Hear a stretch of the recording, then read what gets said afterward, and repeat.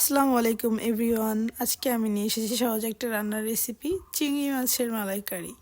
চিংড়ি মাছের মালাইকারির জন্য আমি 5টা চিংড়ি মাছ ধুয়ে নিয়েছিলাম মাঝারি সাইজের। এখন চিংড়ি মাছগুলোতে একটু লবণ দিয়ে ভেজে নিব। প্রথমে আমি 2 টেবিল চামচ সয়াবিন তেল দিয়ে নিলাম। তেলটা গরম হয়ে গেলে মাছগুলো ছেড়ে দিব। আমি সবগুলো চিংড়ি মাছ দিয়ে দিয়েছি। এখন চিংড়ি মাছগুলো ভালোভাবে ভেজে নিব। এখন চিংড়ি মাছগুলো একপাশে ভাজা হয়ে গেছে। এখন চিংড়ি মাছগুলো উল্টিয়ে নিব, উল্টিয়ে আবার কিছুক্ষণ ভেজে নিব। দেখতেই পাচ্ছেন চিংড়ি মাছগুলো সুন্দর একটা কালার আসছে। তো ভালোভাবে ভেজে না নিলে আসলে এরকম কালার হবে না। তো যতক্ষণ এভাবে লাল না হয় ততক্ষণ আমরা চিংড়ি মাছটা ভেজে নিব। আমার চিংড়ি মাছ ভাজা শেষ হয়ে গেছে। এখন আমি চিংড়ি মাছগুলো একটা পাত্রে তুলে রাখবো। এখন আমি এই তেলের ভিতর দিয়ে দিচ্ছি 1 কাপ পেঁয়াজ কুচি। এখন আমি এই পেঁয়াজটা ভেজে নিব লাইট ব্রাউন কালার না হওয়া পর্যন্ত। পেঁয়াজটা ভাজা হয়ে গেছে। এখন আমি এর ভিতর দিয়ে দিচ্ছি 2টো তেজপাতা, 2টো এলাচ, 1টা লবঙ্গ, আর দিয়ে দিচ্ছি 1 চা চামচ জিরা বাটা, 1 চা চামচ রসুন বাটা, 1 চা চামচ আদা বাটা। এখন সব মশলাগুলো একটু ভেজে নিব। মশলাটা একটু নেড়েচেড়ে ভেজে নিচ্ছি। এরপর আমি এর ভিতর দিয়ে দিচ্ছি 2 টেবিল চামচ বাদাম বাটা। বাদাম বাটাটা দিলে চিংড়ি মাছের মালাইকারিটা খেতে অনেক সুস্বাদু হয়। বাদাম বাটাটা একটু ভালোভাবে নেড়েচেড়ে ভেজে নিচ্ছি। এখন আমি দিয়ে দিচ্ছি লবণ। লবণটা আপনাদের পরিমাণ মতো দিয়ে দিবেন। আর আমি একটু পানি দিয়ে নিয়েছি। পানিটা বেশি দিব না, কারণ আমি এটা গ্রেভি করব, এই জন্য অল্প পানি দিয়ে রান্না করব। মশলাটা একটু ভালোভাবে নেড়েচেড়ে আমি এর ভিতরে দিয়ে দিচ্ছি 1/2 চা চামচ গোলমরিচের গুঁড়ো। এরপর মশলাটা মিক্সড করব। মিক্সড করার পরে আমি এর ভিতরে দিয়ে দিচ্ছি আগে থেকে ব্লেন্ড করা টমেটো। দিয়ে দিচ্ছি 2 টেবিল চামচ টমেটো।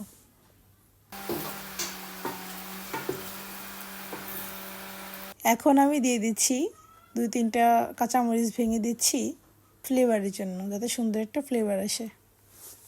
এখন আমি দিয়ে দিচ্ছি সামান্য পরিমাণে মরিচের গুঁড়ো। মরিচের গুঁড়ো দিলে সুন্দর একটা কালার আসবে। তাছাড়া মরিচ ব্যবহার করব না, যেহেতু একটু টক টক মিষ্টি মিষ্টি খাবো, সেই জন্য মরিচটা বেশি ব্যবহার করব না। আমি দিয়ে দিচ্ছি 2 চা চামচ চিনি। আপনারা যারা একটু মিষ্টি বেশি খান তারা একটু মিষ্টির পরিমাণটা একটু বাড়িয়ে দিতে পারেন। এখন এই সব মশলাগুলো আমি 5-7 মিনিট ভালোভাবে কষিয়ে নিব। এরপর আমি দিয়ে দিব লেবু। আপনারা টক দই ব্যবহার করতে পারেন। আমার কাছে আপাতত টক দই নাই, এই জন্য আমি এখানে লেবু ব্যবহার করব। আপনারা চাইলে টক দই ব্যবহার করবেন। এখন আমি এর ভিতর দিয়ে দিচ্ছি 1 কাপ পরিমাণ নারকেলের দুধ। আপনারা চাইলে লিকুইড দুধ ব্যবহার করতে পারেন, তো আমি মনে করি নারকেলের দুধটাই বেস্ট হবে, কারণ নারকেলের দুধটা দিলে একটু মিষ্টি মিষ্টি লাগবে, আর লিকুইড দুধ দিলে ওই স্বাদটা পাওয়া যাবে না, এই জন্য নারকেলের দুধটাই বেস্ট। নারকেলের দুধটা দেওয়ার পরে ভালোভাবে নেড়েচেড়ে কষিয়ে নিব।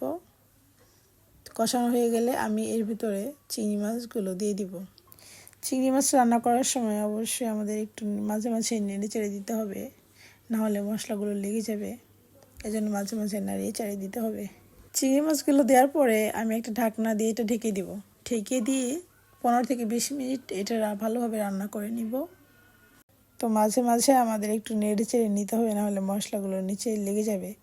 তো মশলাগুলো যখন ভাজা হয়ে যাবে তখন সুন্দর একটা কালার আসবে, এজন্য আমাদের ভালোভাবে নেড়ে চেড়ে নিতে হবে। তো কিছুক্ষণ ওয়েট করার পরে আমাদের সুন্দর একটা কালার আসছে। তো এটা আমরা আরও 5 মিনিট রান্না করে নিব। তো হয়ে গেছে আমার চিংড়ি মাছের মালাইকারি রান্না। তো আমাদের ভিডিও ভালো লাগলে অবশ্যই লাইক, কমেন্ট অ্যান্ড সাবস্ক্রাইব করে দিবেন। আমাদের সাথে থাকার জন্য ধন্যবাদ।